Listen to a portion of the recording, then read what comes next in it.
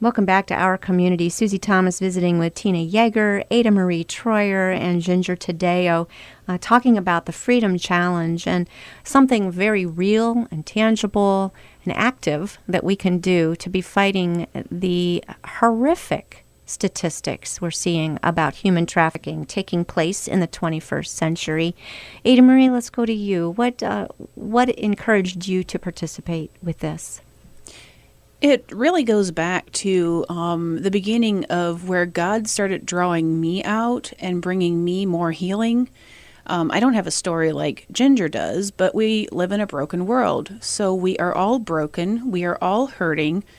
And as he kept taking me to different places and just presenting the opportunities for more healing, there was just a passion that came up in me that I want to do that for other women. And I've felt that for quite some years now, where I just really want to become more involved in women's ministry. And I used to think it was just going to be, the easy ones like the Bible studies and the good church ladies that you just get together with.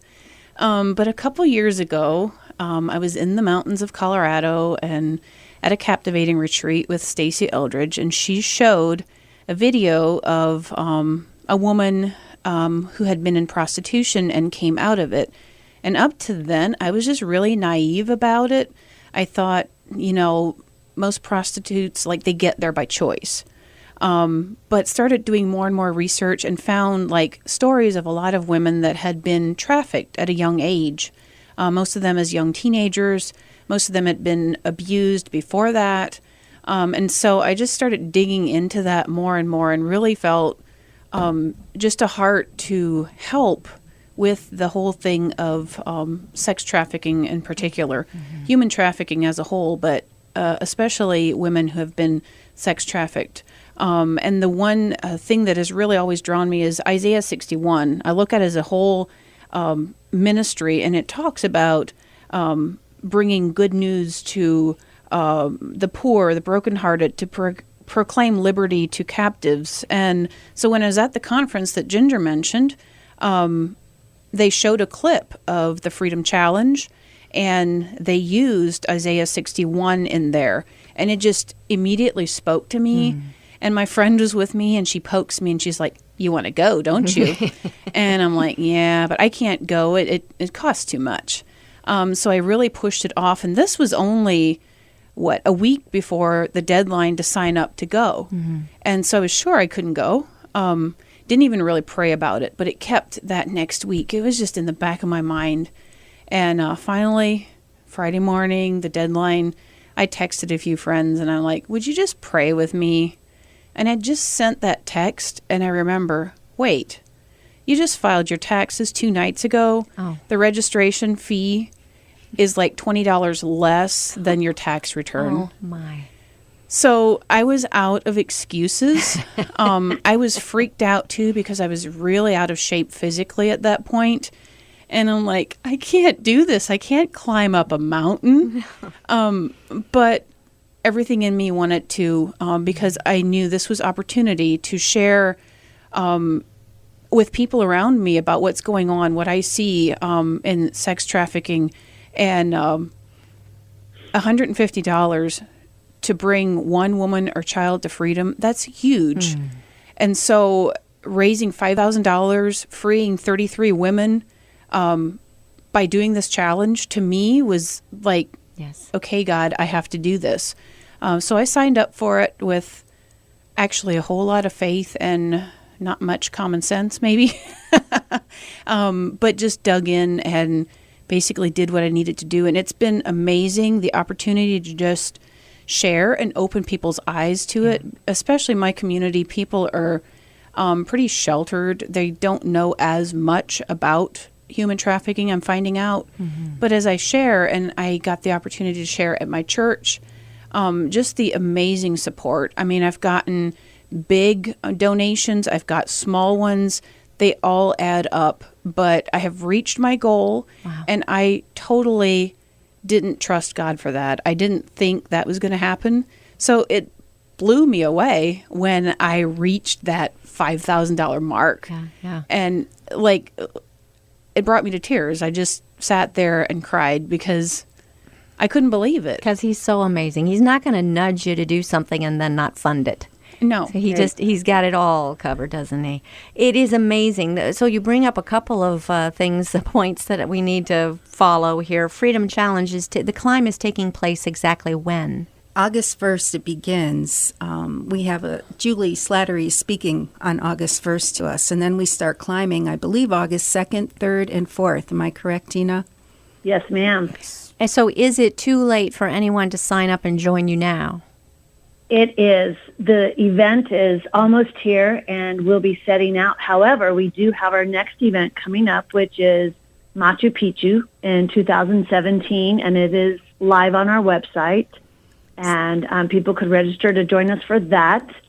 And for those who don't climb, they can create a giving circle called a Freedom Circle in their community to help raise awareness and funds for not just our projects, but every other month you invite in a local ministry, and they get to share about their ministry, and they also receive the funds and introduce themselves to our ladies within the Freedom Challenge, because we want to have a heart in the U.S. to really help support and raise awareness for the local ministries doing great work, because we're a missions organization, and all of our projects are international, and so we don't want to reinvent the wheel. We want to support those that are already doing great ministry in the U.S. And there's many ways to do that. So if you're not climbing this time, you can start to, as you said, start to train for it to be able to climb a mountain for the next time, but also other fundraising opportunities between now and then, and it's ongoing. This is not something that after the climb it's going to be all fixed and gone away.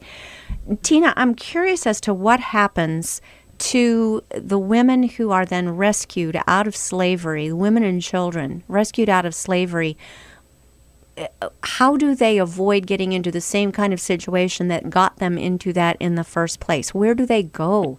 It would be very tough to start all over again.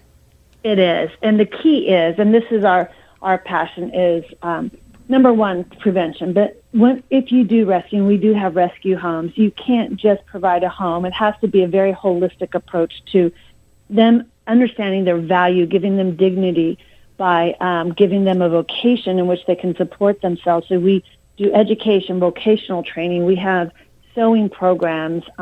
We have computer programs, a lot of various, depending on the country and what the opportunity is there. We have these centers so that these women have an opportunity to support themselves, and oftentimes their children, because many of them, once they're forced into these situations, end up with children that they're trying to support too, which sometimes keeps them in that situation. And so it's a very holistic approach. And then you have to provide psychological treatment. They have to have long-term counseling. And rehabilitation is such a difficult process for these women because they're so broken. It is just such a horrific experience that they've had that it takes years oftentimes for them to really be restored and to have true healing. I'm looking at Ginger just, smiling and nodding and looking at you as such a obviously whole and healed woman. What was next for you? You couldn't go home. How did you move forward? Obviously, God has transformed your life and your situation. Tell us more. Unfortunately, when I left home, I didn't know any other lifestyle than the one that was taught me. So I lived in the streets for about a year. I unfortunately prostituted myself to gain housing, but it wasn't like I was captured by a person in that. It was something that I did on my own. I went through a year of the drugs and alcohol and the sexual promiscuity, and then a friend of mine became a Christian and started drawing me into church where I did accept the Lord. And it's been a very, very slow process. But after finding my husband, a beautiful Christian man, marrying him, having a few years of an extremely tumultuous marriage, I realized I needed to get some counseling.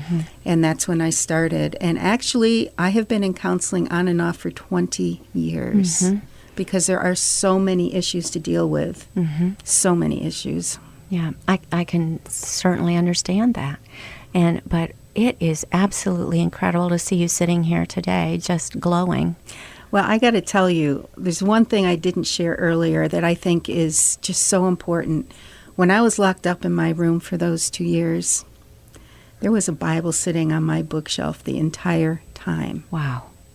But I wanted nothing. I mean, I just ignored it until after I had gotten stabbed by my stepfather and was close to death, that I needed something. I needed light. I needed hope.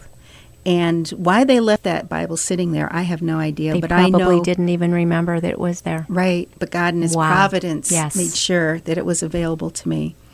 And I started in the Old Testament, and I started reading, even though I didn't really understand if there was a God or what have you, until I got into the Psalms. And the Psalms were probably the most healing books for me, because the people who had written the Psalms were in pain and turmoil, and they cried out to God. And I could relate to the pain. A lot of what was written there I could relate to. Yes. And I'm like, well, if somebody could write this, that must have meant they were experiencing pain like I. And there's hope in these words. And that drew me in. And I basically said, God, if you're real, you've got to get me out of here, which is how He opened up the circumstances for me to get out. It's an amazing story. Give us the title of your book. How do we get that? It's not actually my book. It's a book by Linda Dillow and Julie Slattery. It's called Surprised by the Healer. And it's a book with 9 women's stories who have had different types of sexual issues in their life and the brokenness that has gone along with them. We're with Ginger and Ada Marie, and you put a face on what we're talking about. That's the thing. That it's one thing to talk about the 48 million? 45.8. 45.8 million enslaved women and children, and to be sitting across from someone who's experienced it and has come out of it and is sitting here recovering from it. But I can't thank you enough for being here today. Tina, tell us a little bit about more. What do we do? I mean, we could be like Ada Marie here and say, this is my passion. I need to sign up and do something. Same with Ginger. I'm going to walk for people. I've been brought out of it. I want to help someone who else has been brought out of it. What can we do? Let us know your website again and maybe some ideas of how to respond to this. Our website is thefreedomchallenge.com, and it's, again, thefreedomchallenge.com. And on there, there's opportunities to either join a challenge. We're doing a virtual event in February 25th where you can gather your friends, you can walk, share the tools that we've created to help raise awareness. We're only asking very minimal amount. Each person helps free one woman or child, and get engaged that way. Help raise awareness. If there's an opportunity to share at your churches or opportunities to share in your areas, we would love to get speakers out to really educate people. That's our heart. Is so given opportunities like this to be able to share these issues where people are brought the data and go, wow, I had no idea. Then people move. And of course, prayer is number one. It's a spiritual issue, and we need to stand together in prayer. And so we are creating a prayer initiative all over the country to gather people to pray. And that can be any way you want to create it, but we have the tools to give you to pray for specific areas of the world and issues in those areas of the world.